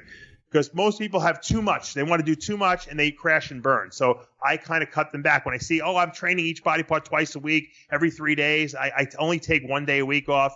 And on that day, I go in and do abs and hamstrings. I'm like, well, then you're not taking a day off if you know what I mean? So I try to make it people understand that you need to be able to recover. If you don't recover, your body will rebel against you and it will not allow you to lose fat. So you didn't do that purposely. It was a situation of circumstance with you because you were working. But what I try to do is at least allay the fears in your mind that, hey, it's not the diet that's not working. It's just the environment you're in. I said, let's get through this weekend, like you said. And then you went right back you got right back to losing weight again. Having just to comment on one thing where you said, you ate everything in sight, if you do that once in a blue moon, sometimes it can actually function to stimulate metabolism. Obviously, if you do it every night or every other night, you're not going to lose weight. So, and that was one of the things that you had sent me. I mean, due to the fact that I was pretty much 100% spot on, it was the consistency of the proper nutrition program that I was following. And going back to what you said about what your father told you, if you want to look like or live like a professional athlete, you need to eat like one or behave like one with respect to giving the Heisman stiff arm to alcohol and whatever. I just got finished talking to an ultra racer, David Clark, and, he was a hell of an alcoholic and just bad off and kicked that demon away and started living like, a professional athlete. That's what he turned into. So, I had to stay the course. I had to do things and I had to rationale. And then it's the people that listen to my show. As you know, I like to have a drink every now and then again. I just had to focus on the task at hand And was that 4 ounces of bourbon going to take me closer to my goal or further away from it? And it was going to take it further away. So I just completely gave it to high-spin stiff arm. Now that I've kind of reached a goal weight that I wanted to be at for right now, and I think you and I will attempt to go lower maybe in 2 or 3 months, I can have my cheat day and I can have my 4 ounces of bourbon once a week. And that helps me maintain my sanity, stay on the rails, and it works for me. Yeah. So, because at the end of the day, you have to do something. I'm speaking to everybody out there. I'm not speaking to Dave. I'm talking with him, but I'm speaking to everybody out there. You have to do something that is going to work for you and that is sustainable. Because if you're doing something, if you're changing, if you're making a change that is so radical, you cannot stick with it. It's going to last for as long as you want it to, but if you cannot sustain it, you're just going down a road and pretty soon you're going to get derailed.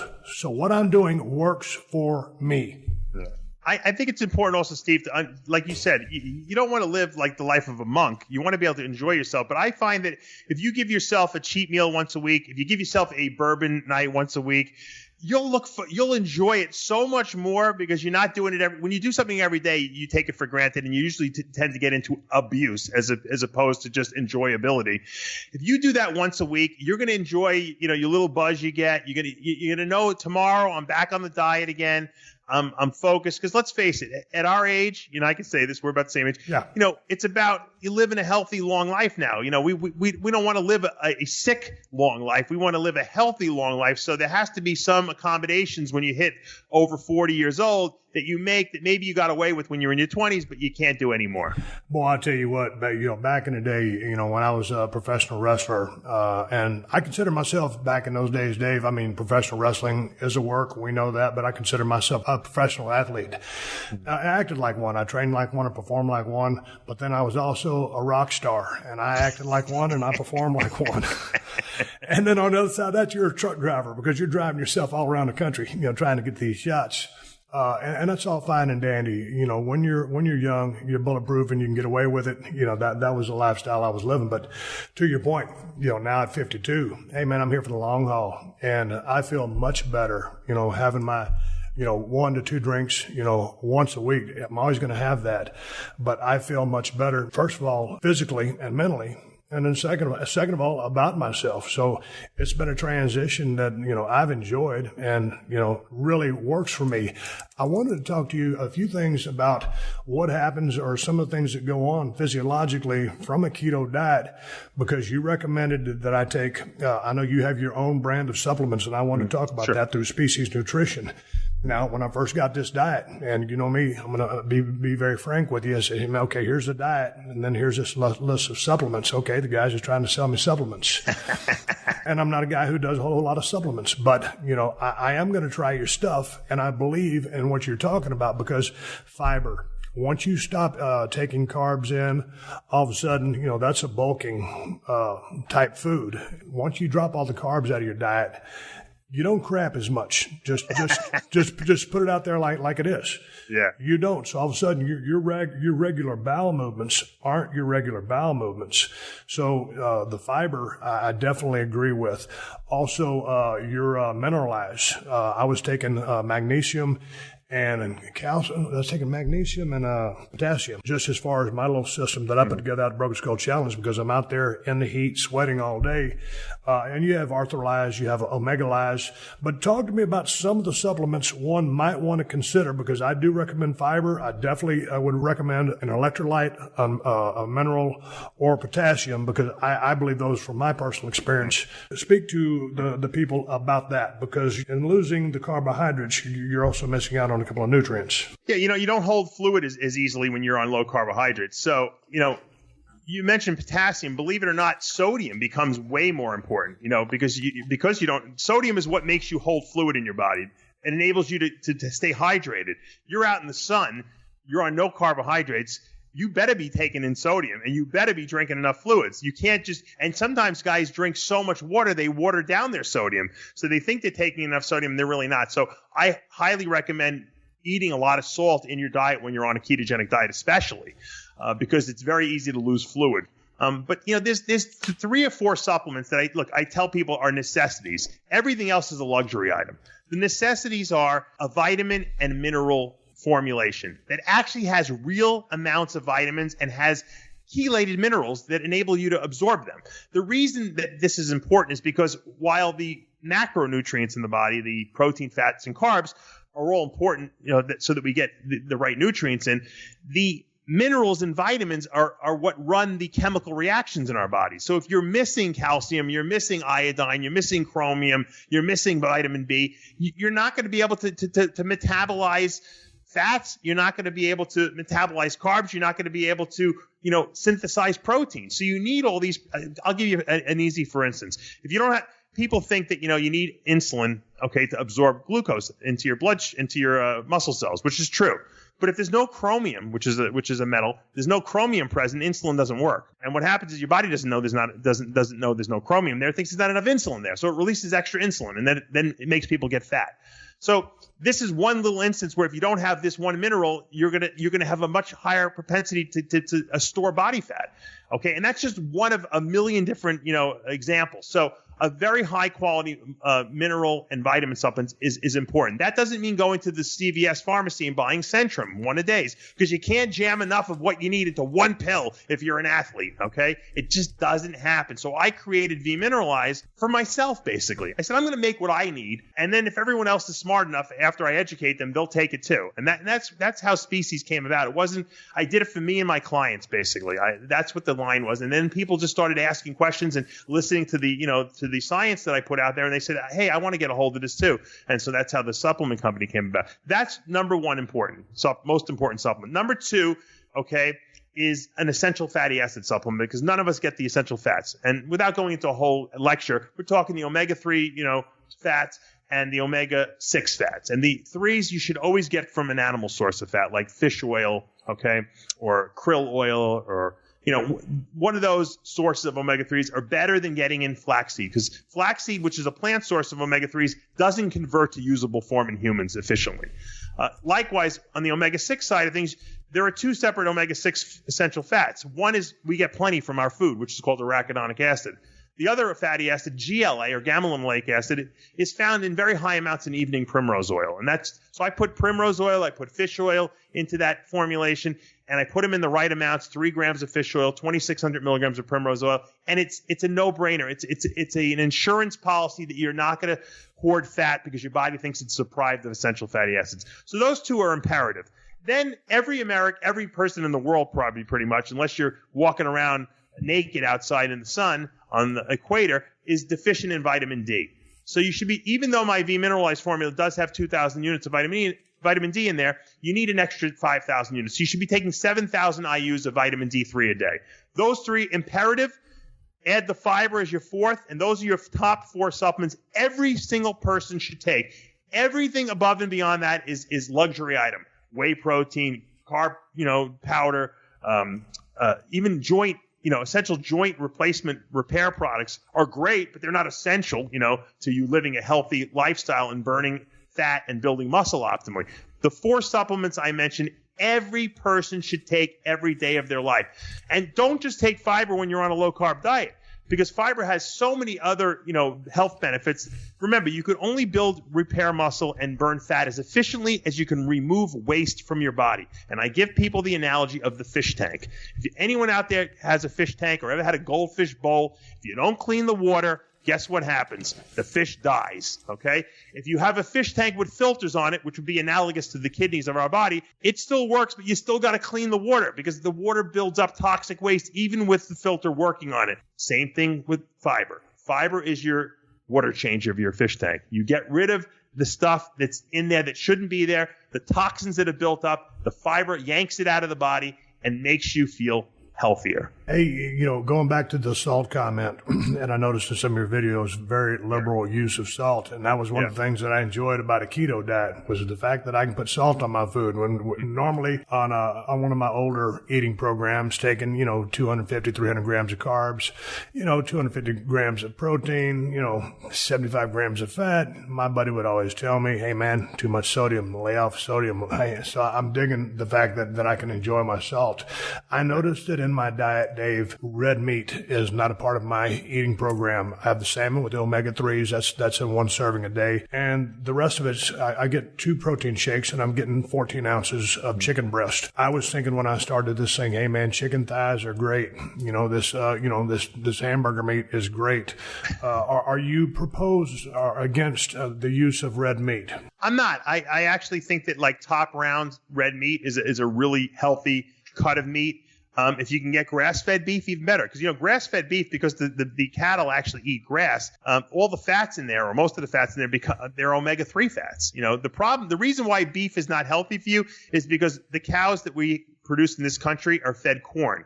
And corn is not a natural diet for cows. And cows turn corn into pro-inflammatory omega-6 fatty acids. And that's what causes, problems.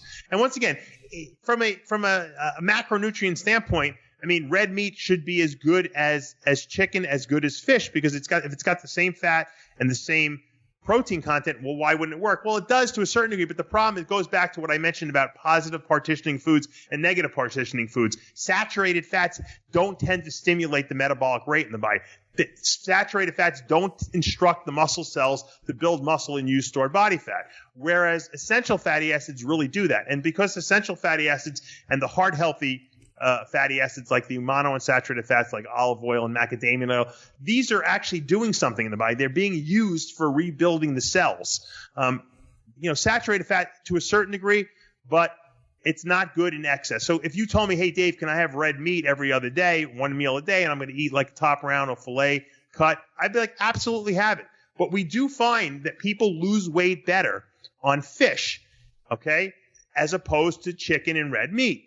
Because fish has a lot more omega-3 fats, and omega-3 fats sensitize the cells to insulin, meaning that you will release less insulin to get the job done of lowering blood sugar. Obviously, insulin is a fat storage hormone. We want insulin levels as low as possible. So fish definitely works to burn fat better in the body than the red meat and chicken sources. And if you ask any bodybuilder the last couple of weeks when they're really trying to lean out, what do? They go to all fish, Hey, one of the things, that in starting the diet and talking to different people about the ketogenic diets, they'd tell me, about eating the bacon or the Jimmy Dean sausage, and they would say, versus you had me on macadamia nuts, almonds, those kind of fat sources, peanut butter, and people would tell me, hey man, your body don't know where the fat comes from, and fat's fat. Is fat fat? No, well, we know that that's not the case because there's different types of fats. There's essential fatty acids, there's monounsaturated fats, and then Jimmy Dean fat, which we don't even know really what's in there. I mean, when you think about it, how could you even, if you're driving around in a Ferrari, all right, and you go to the gas station because you're running low on gas, so you could have put the high test gas in there, you could have put the regular, in there. 100% I'm going with the best stuff I got. Yeah, and it's not because, because you're jerking your chain. The stuff makes the engine, more efficient. It makes it produce more horsepower, less, engine knock, because it burns cleaner. It's the same thing with foods. If you eat clean foods, you eat foods that are not man-made. Jack LaLanne always said it, if man didn't make it, don't eat it, that type of thing. It's true. I mean, the stuff that's natural is going to be, assimilated by the body better. It has better. And I hate to go into a whole energy conversation, but it has better energy. The energy of the universe is in there as opposed to the energy of the chemicals that we're putting into our bodies. One of the things you never approached me about or really told me about. Well, you told me to consume plenty of water, but where are you on the water factor? A lot of people tell you, hey, gallon a day. There's other people, 2 gallons a day.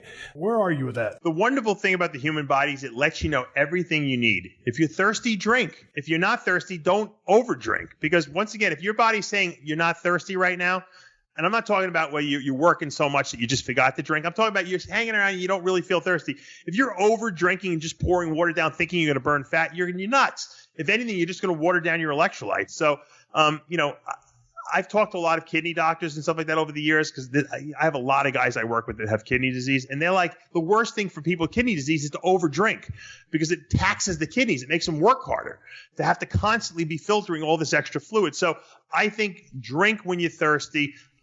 Is it probably when you're dieting? I'm sure most people will get at least a gallon in a day. It's almost impossible not to. because you're going to drink more fluids when you're not eating as much food as you want. That's just the case. I find I drink less fluids when I'm eating whatever I want. When I'm dieting, I definitely drink more fluids. I don't think there's any reason to be drinking 3 gallons a day. When I see those guys walking around with that jug, I cringe, because they think because people really think that the water burns fat. They do.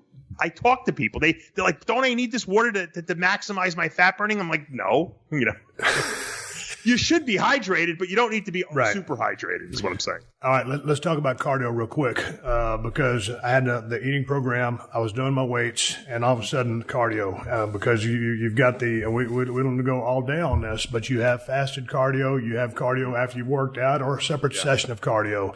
Where do you stand on that? Because you never once told me, Dave, Steve, I want you to get up at 6 a.m. and do fasted cardio. You didn't say that. So what's your stance? There's 2 ways to I always say do cardio in a depleted state. That means first thing in the morning is most efficient, or after you weight train, because you've depleted your body. So those two times are the most efficient times to do it. That doesn't mean that if you have a very busy schedule and you gotta in between shifts at the hospital, you gotta jump in on a treadmill in the workout room and do it in the middle of the day. It'll still work. But the most efficient times to burn fat would be first thing in the morning or after you weight train. And that also doesn't mean you should be drinking branched-chain amino acids while you're doing it, because then you're going to use the branched-chain amino acids for fuel. So you want to be in a depleted state for certain. And we were sticking pretty much with a steady state towards the end, just wanted to try some different things out because I was out there filming my show. I'm training with I'm out there with these high-level athletes. I mean, it was just supreme CrossFitters, Spartan racers, obstacle course racers. Start throwing in a little high-intensity interval training, which worked. So where are you as far as steady state? Because these days, a lot of times I'll see some of the pro bodybuilders out there and they're talking about HIIT, and I ain't never seen a bodybuilder do HIIT in my life. I know Stan Efferding says he does run up steps and stuff like that, but most time it's steady state and the guys are just putting the time in. And there's also a lot of other things going on with respect to fat burning. So as far as a regular human being, steady state, high intensity, crazy heartbeat, where are you at on that? I always tell people, at what heart rate do you start burning fat? I ask these people when I do seminars. Who knows? Everyone raises their hand, giving me different heart rates. You're always burning fat. You just sitting, me and you talking together, we're burning fat. That's what your body will use preferentially. It's when does your body stop burning fat? Because it can't generate ATP or energy quick enough from burning fat. And that's when you're doing higher intensity activities. Weight training happens to be one of them, but weight training is a very short start and stop type of thing. But if you were to go on a step mill, and I said, let's pick up this pace, and you start moving and breathing real hard, you're going to hit a heart rate probably around 130 beats a minute for your age, where you're going to start switching your metabolism from burning fat, stored body fat, to be burning carbohydrates. And in the absence of carbohydrates in your diet, okay, and that doesn't mean if you're eating carbohydrates, in your diet, but you're doing fasted cardio in the morning and you're doing, high intensity type training, there's no glucose around. So what's your body going to do? It's going to break down muscle and it's going to take those amino acids and convert them into glucose so that you have a fuel source, because your body can't generate ATP quick enough from fat metabolism. Okay. So as a bodybuilder or as a physique athlete who's trying to preserve muscle and maximize fat burning, why would you want to go high intensity? Okay. Even though it might burn more calories, you're burning the wrong calories. Now, you might have an afterburn effect, metabolic afterburn effect, from that high-intensity cardio. But while you're doing it, you're jeopardizing losing muscle, and you're not even burning stored body fat. So to me, it's absolutely ludicrous as a physique athlete. I'm not talking about a guy trying to get in cardiovascular shape. As a physique athlete who wants to lose body fat, it's silly to do high-intensity cardio. Copy. Hey, in doing this program with you, and we're continuing to work together, I sent you pictures, 3, 5, 7 days. You'd tell me when to do a check-in, and I'd send you a picture. As a few tips to people that are listening to this podcast, talk about the importance of taking pictures, because I can speak for myself to tell the people that are listening to this podcast, it's very easy for me to become body dysmorphic. My wife could say, hey, you're really looking good. Last night she said, hey, man, your vascularity is kind of through the roof today. I was bending down picking something up, the forearm was popping. But just speak to the importance of taking pictures at least every week from a starting standpoint and through the process, because your eyes will deceive you and that scale will lie to you as far as composition. Well, yeah, especially with women. Women don't like to take pictures when they're out of shape. And I'm like, look, you must take a start picture for me, because I know in 6 weeks when you're crying to me that you're not losing weight, I'm going to make you go back and look at those pictures and compare them to today's pictures, and you're going to be like, oh my God, I didn't realize it. And by the way, I want to just say something to all your listeners out there. Stone Cold Steve Austin has a six-pack. And it's pretty damn good right now. But I'll tell you what, you know, I could see a picture, and with a picture of myself, I could be pretty objective. But through that trained eye, that experienced eye that you possess, I mean, you can say, hey, man, you're looking a lot harder, or a little grainier, or just however you would define it. It's different through the eyes of someone you know, other than yourself. Well, you know, this girl, who I'm doing her diet, I'm not going to say who she is. She kept saying to me, you know, I know you're seeing my pictures. I'm way harder in person. I want to come see you. I said, okay, come see me. So she came and saw me the other day, and she took off her stuff, and she looked exactly to me like she did in the pictures. But I knew what she was talking about. But I can see what pictures do to people. You don't look the same in pictures, but you can see the differences in pictures. So I could see when you first started sending me pictures, as you started losing weight, you started getting the middle of your abs in, but yet your sides were still hanging with some fat, and your lower back had, and then you weren't sending me lower back pictures. I said, can you send me a picture from behind? And then we had a little fat there. I said, well, that's going to be the last to go. And progressively, it just got less and less and less. And I know how a person looks in a picture versus in person. The importance is to see the progression. That's why I tell people, it doesn't matter if your scale's accurate or not, as long as you're using the same scale. The pictures were extremely important as far as a tool to help me. Dave, I underwent this eating program that you made out for me. Originally, I thought maybe I would want to get down to 235. Once I got down to 241, I figured, you know, with close to 20 pounds lost, I figured, and actually, you know, I'd lost weight prior to that before I started working with you with my bullshit keto diet and hit a brick wall. But nonetheless, you know, from, I guess back in, sometime last year, I was in Colorado. I was doing a podcast with Triple H in Denver, and they flew me in, and Vince McMahon said to me, I was weighing about 275 and face was bloated, you know, a lot of whiskey. You know, I was eating everything under the sun. He goes, God dang, Steve, because, you know, Vince is a health fanatic. Of course. And every time I used to wrestle him, you know, he was always in better shape than I was. And I was like, God dang, this guy's 20 years older than me and he's smoking me. And I love that about Vince because he's so dedicated to his workout routine and what he puts in his body. But I was weighing 275 and so got down to 241. And so if we continue, you know, like I told you, okay, I'm kind of where I want to be, Dave. And we started adding in some carbohydrates. We're adding in about 112 carbs. That's what it calculates out to about every other day. And I actually kept losing weight. And you said, hey, man, your metabolism's spinning up. If I wanted to go to the next level, just from what I've taken in right now, you guys kind of heard my numbers earlier in the podcast, where would we go from here? Because as many times throughout the course of this diet, I thought we would take more calories out. Other than the 1 ounce of protein that we took out of each meal that one time, we never dropped or made any other modifications to the diet, and yet I continued to drop weight. So what would be the next step if I wanted to get down to 235? You know, I like to change. Food is the last thing I change. That's usually the last variable I change because when I figure out what your body requires, you know, from a protein and fat standpoint, that really shouldn't change. However, as you lose weight, you don't have as much body to feed, so to speak. So your food will eventually decrease a little bit. To get you lower, you know, it depends on, you know, how your body responds. I don't have a specific, like, this is how we're going to do it.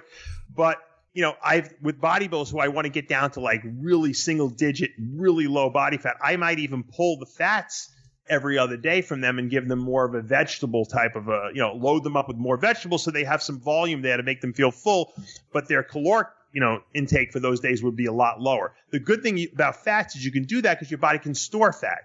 You can't cut protein down really too much because there's no storage facility for protein in the body. You don't eat protein, you're going to lose muscle. You know, you need the protein somewhere. Fats do get stored. Even the essential fatty acids get stored. So, you know, that's one tool that I've used in the past. You know, with some guys, I'll change the diet. They won't eat protein fat every day. They'll go every other day or something like that, just for short periods of time to really push that last bit of fat off the person's body. I might go more cardio. I've given guys 2 hours of cardio a day. It sucks, but it does work, you know. So it really depends on, who the person is, what their schedule is, what their time frame is to lose it. If you say to me, hey, you know what, when we go back on this diet again, we could take 20 weeks to do it. I don't care. As long as I'd rather do it slowly and be able to eat more food. That's easy. If you said to me, I got 6 weeks, I got a program, I want to lose 10 pounds. I'm like, well, we're going to have to really, then I'm going to make you suffer more. So it depends on what the goals are and what the time frames are. All right. Hey, and wrapping up just on the diet aspect of this, you got to have a game plan, right? Yes. It's got to be a good game plan because your macros or your nutrition has to be correct. One of the things you said was key was consistency. You have to do this every single day, man. If I'd have took your program and used it 3 days a week and done whatever the hell I wanted to for the other 4 days, I'd been pissing in the wind. And that ain't, I didn't come to you and say, hey man, I need some help so I could go screw off and not get results. That's on me. So, I mean, you've got to be consistent. And that's one of the keys, which I totally understand. And one of the things that you preach. Anything else with respect to a person that would want to lose weight and start a keto type program? Or would you recommend a keto program arbitrarily to anybody out there, or would you use a different route? For a normal guy who wants, or girl who wants to lose, first of all women I put on ketogenic diets. I never give them carbs. Very few women can burn carbs very efficiently. Most of them are terrible carb burners. And women like ketogenic diets because they don't feel bloated at all. And that's sometimes appealing to what people want in their mind is more important. But the number one reason people fail on diets, why? Is they cheat. And why do they cheat? Well, it's not necessarily a lack of willpower. It's because they're hungry, they're moody, their blood sugar's low, they have stress in their life. Because let's face it, life still goes on even when you're dieting. Right. So if you could reduce all those variables, get rid of the stress, get rid of the cravings, get rid of the low blood sugars, get rid of that unbalanced feeling. You're only feeling good when you're eating, and when you're not eating, you feel like you want to kill someone. You get rid of that, people are going to succeed on the diet. That's what the ketogenic diet does, because when you take your brain off of glucose, off of blood sugar levels remain stable all the time. And you have an unlimited fuel source for the brain, because think about how much fat you got in your body. So it's the ideal diet for a person who doesn't do well on diets because because of all those things I just mentioned. It removes those variables. And that's why people will succeed on that type of a diet more so than on a conventional carb diet, because of the fact that they feel good. The other mistake people make is also they miss meals. If you miss meals, you can rationalize eating anything. Believe me, I've gone without 2 meals. I'm driving around. I will stop anywhere and eat because I deserve it, right? You deserve it. You miss 2 meals, man. At McDonald's, I deserve it. So don't miss meals, number one. And you got to put people on a diet that's going to make them feel good. Because if they feel good and they don't feel like cheating, they're going to have much better success. And that's why this diet works so well. And one of the things that's been easy for me on your keto program, and maybe for any, but I'll tell you what, man, when I got my protein shakes with my peanut butter in them, they're ready to go. My breakfast is always the same, 4 eggs, 6 egg whites. I'm done. I put a lot of vegetables in there, saute that up. And then those other 2 chicken meals. I mean, that's chicken and literally a handful of macadamia nuts. I mean, boom, I'm done. I could throw some spinach in there to round things out. But the thing about it is, and you think back to me in my bachelor days, just as a caveman, the way I would eat, throw a steak on a grill and just have a baked potato. I mean, it was a 2-course meal. So with this thing, it's sustainable for me because it's so damn easy to follow. It's not a million different ingredients, and I'm one of those guys, and I know a lot of people out there just like me. Some people are different. They can't eat the same thing every single day. I can. Now, every now and then I like a little variety, and I'll put that in there. But by and large, for the most part, if I'm on a mission and my goal is to get down to 241 and I've got to eat the same thing every single day, first of all, I enjoy chicken. I got a pellet grill, which greatly enhances the flavor. I highly recommend it. I love salmon. I love smoking the salmon on that damn grill. But it's just an easy diet to follow. And a lot of the guys in WWE who are on the road, and some of your buddies who are on the road, it's easy to be on a keto diet, walk into any Denny's, Waffle House, or IHOP and eat a proper meal. You're right. Well, it's funny because you mentioned that, because as you know, Paul, Triple H, has a very fast metabolism, especially when his body gets going. And he gets mad when I make him eat carbs because he's like, man, it's so much. Can I just stay on the ketogenic diet? It's so much easier when I travel. I said, you're disappearing. I got to slow you down a little bit. But it's true. He says when he's on a plane, there's nothing easier than having the shakes, the nuts present, jar of peanut butter. He's like, it's a no-brainer. Anywhere I go, I can get a chicken breast, I can get a piece of steak, I can get a piece of salmon. I get eggs in the morning. So it is a much more convenient diet for sure. Hey, Dave, before we wrap this thing up, I'd love to come back and talk to you on another podcast about bodybuilding specifically and everything goes into it. I'd love to talk to you about the snakes and stuff like that. We want to cover the keto stuff. But I know you got a diet seminar coming up down there December 2nd in Cape Coral, Florida. It's your Diet Gurus seminar. Talk about that or push that or anything that you want to talk about, because I know you're huge at Huge285 on Instagram and Twitter, along with your website, davepalumbo.com. Along with everything, you go ahead and take the ball here. I got a lot of businesses now. It's very convoluted, but the bottom line is I do give this Secrets to Becoming a Diet Guru seminar. It's a 10-hour class. I give it every quarter or so, like every 4 months, and it basically entails everything you possibly want to know about nutrition, diet, supplementation, performance-enhancing drugs, everything. It's anything you need to be a physique coach. And I got news for you. A lot of people who are just not coaches take this course, just people who want to know about how their body works. The science, I call it the instruction booklet for your body.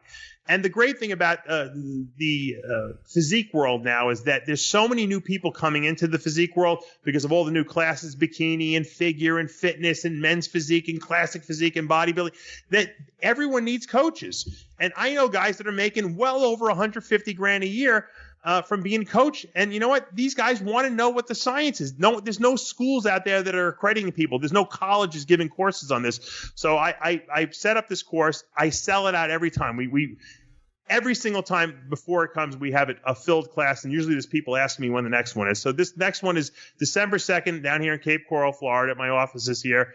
And you can sign up at davepalumbo.com. And my davepalumbo.com is where you can get my coaching. I sell some unique products on there as well. My nutrition company, which is speciesnutrition.com, you can go on there and see all those products. I have little 3-minute videos explaining the science of every product, so I think people will find that useful. And then my media website, where I do all my TV programming and all the bodybuilding reporting and fitness reporting, is on rxmuscle.com. And we have a terrifically popular YouTube channel, RX Muscle.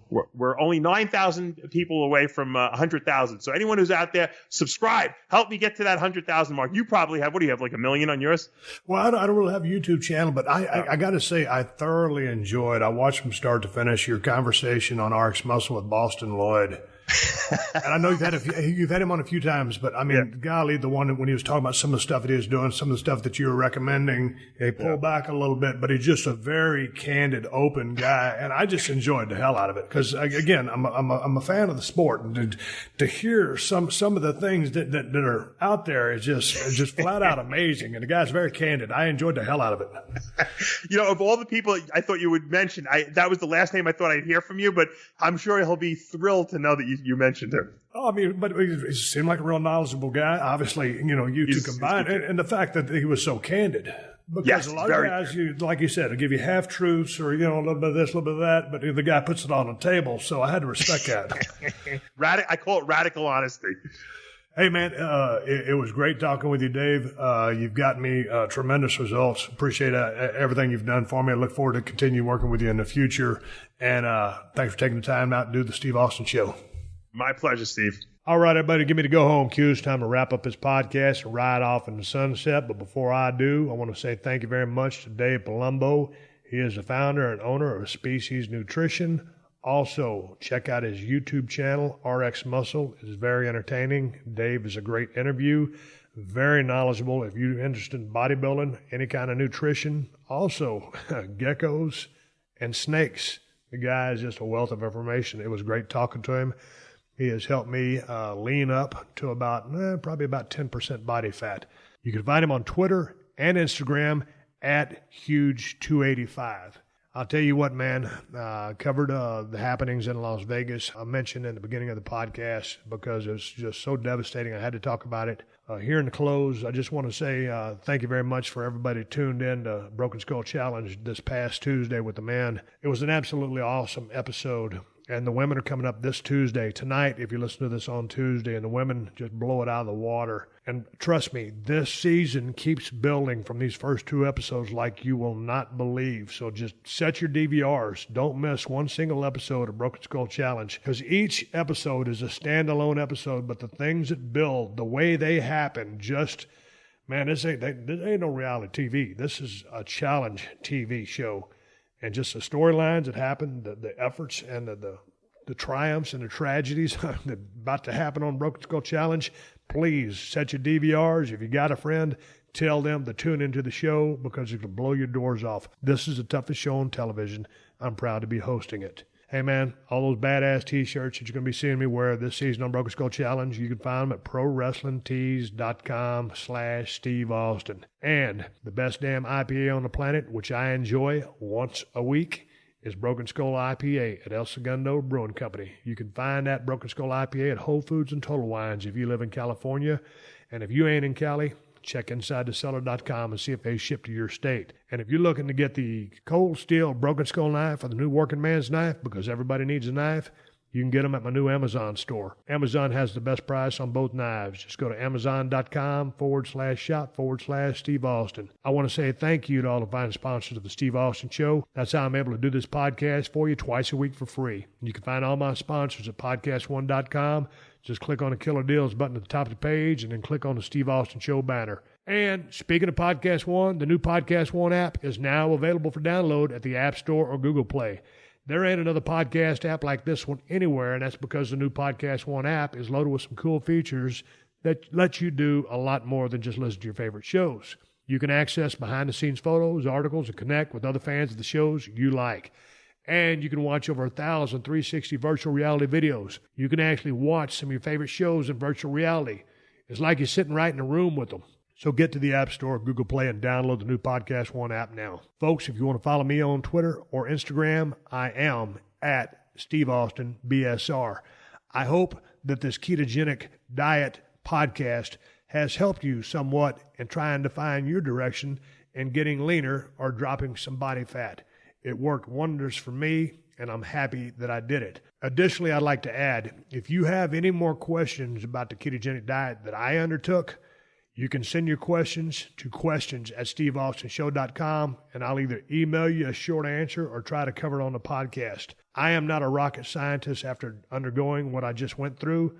I'm very happy with the results I got. If you still have more questions, send them to me. I'll answer them for you. Until then, folks, my name is Steve Austin, and I will catch your ass down the road. This has been a Podcast One production. Download new episodes of The Steve Austin Show every Tuesday at PodcastOne.com. That's PodcastOne.com.